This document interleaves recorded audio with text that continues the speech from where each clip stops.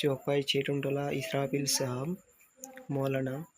इसका आवाज़ सुन के अच्छा लगे तो लाइक करके जाना, फॉलो करके जाना। যে কোনো দেশের প্রধানমন্ত্রী হোক না কেন, যে কোনো দেশের রাজতন্ত্র লোক হোক না কেন, কাল কিয়ামতের ময়দানে কোনো চাক্কা চলবে না। সেদিন আল্লাহ রাব্বুল আলামিনকে তোমার পুরা জিন্দেগির হিসাব দিয়ে দিতে হবে। শ্রোতাবৃন্দ, আমরা হিসাব কি দিতে পারবো? অবশ্যই পারবো। যদি আমাদের ঈমান ঠিক থাকে তাহলে আল্লাহ রাব্বুল আলামিনকে আমরা হিসাব দিয়ে পার পেয়ে যাব। শ্রোতাবৃন্দ, বড় দুঃখ লাগে, বড় ব্যথা লাগে।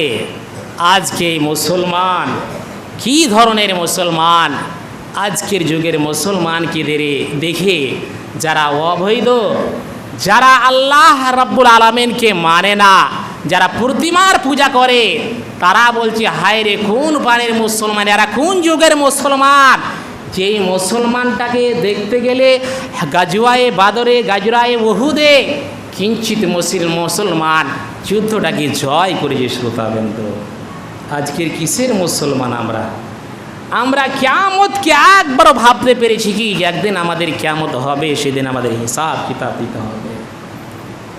বিশ্বনবী বললেন, 2 নম্বরে যুবক তুমি ভালো করে শুনে নাও, ওয়ান সাবাবিহি ফিমা আবলাহুম।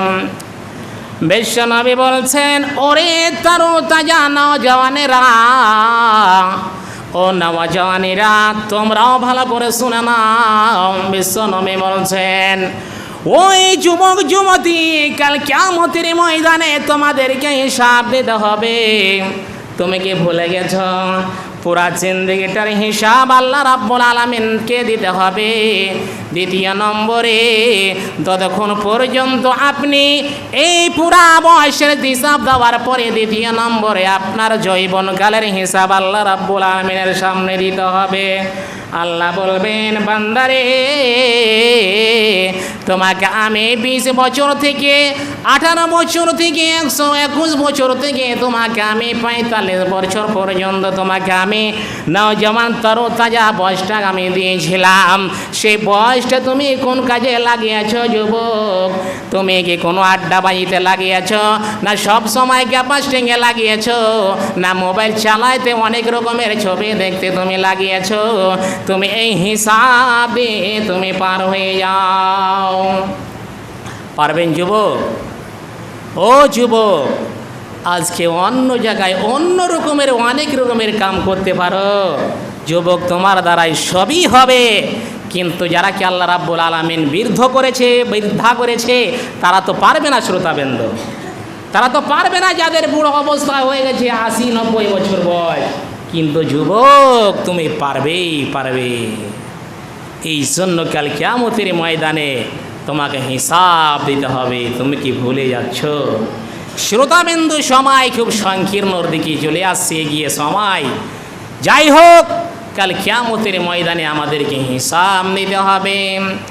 বিশ্বনবী বলছেন, যুবক তুমি আজকে তুমি কিভাবে যেটা চাইছো সেটাই করতে পারছো, কিন্তু তুমি কি ভুলে গেছো? বিশ্বনবী বলছেন, হুফাতান ওরাতান গোরলা, তোমাকে তোমার গায়ে কোনো কাপড় থাকবে না, তোমার পায়ে চাপ্পার স্যান্ডেল জুতা কিছুই থাকবে না, বেগার খাতনাহীন যেই মতো খাতনা করা থাকবে না, যেই মতো ছোট কচি বাচ্চারা যেই মতো আমরা এসেছি পৃথিবীর বুকে, সেই মতো হয়ে আপনি কাল কিয়ামতের ময়দানে আল্লাহ রাব্বুল আলামিনের সামনে দাঁড়াবে।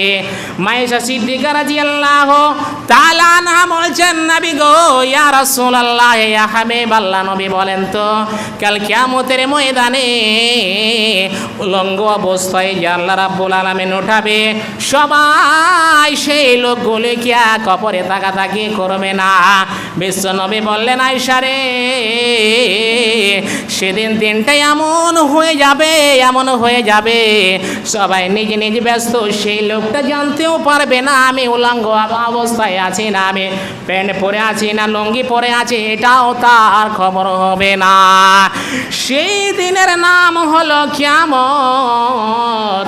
এই অবস্থায় আল্লাহ রাব্বুল আলামিন উঠাবে আর এক এক করে আপনার হিসাব নেবে। যতক্ষণ